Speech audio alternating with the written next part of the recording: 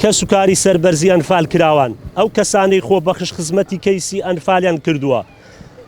چواردەی 34 ساڵ تێپەڕێ بەسەر کۆمەڵکوژی ئەنفالدا لە ڕۆژێکی وادا جگە لە حەسرەت و داخ و ناسۆری بۆ کە سوکاری ئەنفال کراوان و کەسانێک خزمەتیان لەم بوارەدا کردووە شتێکی دیکە لە عقل و پلانی حکومڕانی کوردیدا بەرهەم نەهاتووە کە بەقەت باڵای ئەنفال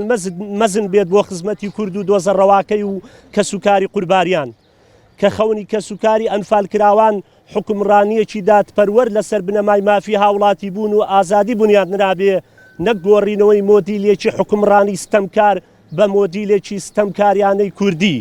بەداخەوە مۆدیلی حکومڕانی کوردی وای لە تاچی کورد کرد و کە سوکاری قوربانیان کردووە کە پەشیمان بن لەو قوربانیەی لە پێناوی ئازادی و سربەخۆیی داویانە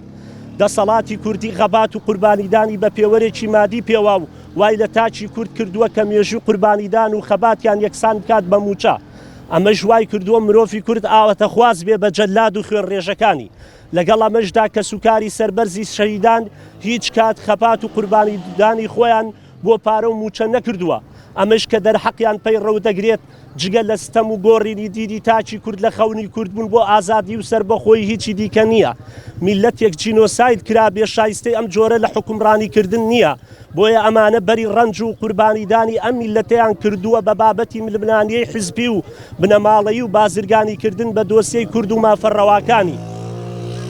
بۆیە ئێمە لێرەوە بە نیگەرانیەوە ڕای دەگەێنین داوا لە کە سوکاری سەربەرزی ئەنفال کراوان دەکەین کە لەم یادەدا گوێ لە وتار و قسەی هیچ بەرپرسێکی سیاسی و حکومی نەگرن چەپڵە بۆ هیچ کەسێک لێ مەدەن بە درۆ و بەڵێنی کەس دڵخۆش مەبن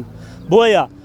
بە نیگەرانیەوە ئێمە داوا ئەکەین لە کە سوکاری سەربەرزی شەیدان و ئەنفال کراوان دانیشتوانی شاری چەمچەمار وەک هەڵوێستی و ئاکارێکی مەدەنی بەشداری یادی ئەنفال نەکەن داوا لەسەر جەملایەنە سیاسیەکانیش دەکەین هەڵوێستیان هەبێ بەرامبەر ئەو کەمتەر خەمی و بێباچیەی دەسەڵاتی کوردی بەرامبەر بە کە سوکاری ئەنفال کراوان و خەڵکی شاری چەمچەماڵی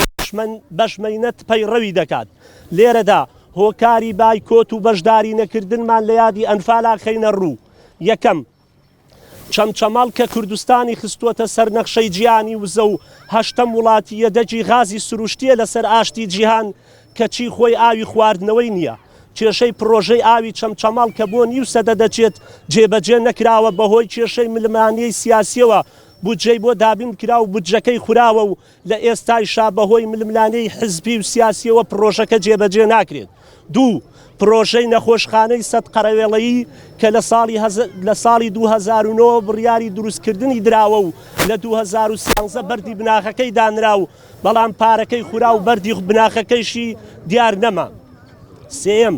پرۆژەی شاری غاز کە پرۆژەیەکی ئابووری ستراتیژی بوو بۆ شاری چەمچەماڵ و هەزاران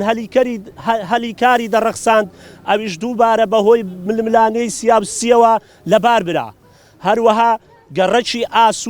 ئاسوودەی ئەنفال نشین کە لە ئۆردوگایەکی زۆرە ملێ دەچێت پێویستی بە قوتابخانە و باخچەی ساوایان و ڕوبەری سەوزایی هەیە بەڵام بەداخەوە ئەم گەڕەکە پشتگوێ خراوە و کراوەتە ئۆردوگایەک و هیچ پرۆژەیەکی خزمەتگوزاری پێویستی تێدا نییە هەروەها لەم یادەدا لەسەر ئاستی کەیسی ئەنفال ئەم ڕاستیانش دەخەینە بەرچاو یەکەم جەخت دەکەینەوە لەسەر قەرەبووکردنەوە و گەڕاندنەوە و ناسینەوەی ڕووفاتی